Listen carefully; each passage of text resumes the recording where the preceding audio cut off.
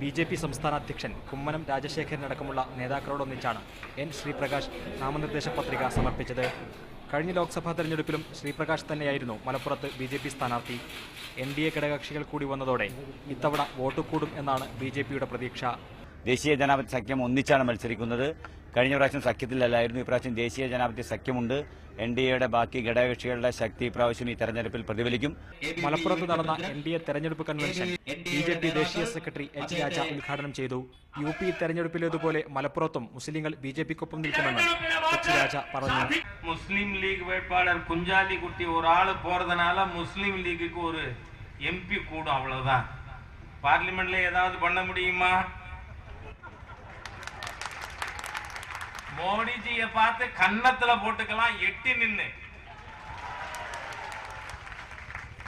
இல்ல அங்க சப்சிഡിയിல கிடைக்கிற ഐസ്ക്രീം വാങ്ങി சாப்பிடலாம். മലപ്പുറം നഗരസഭയുടെ ടൗൺ ഹാൾ NDA കൺവെൻഷന് വിട്ടുകൊടുക്കാത്തതിൽ പ്രതിഷേധിച്ച് നഗരസഭാ സെക്രട്ടറിയുടെ ഓഫീസ് യുവമോർച്ച പ്രവർത്തകർ ഉപരോധിച്ചു. മീഡിയ 1 മലപ്പുറം.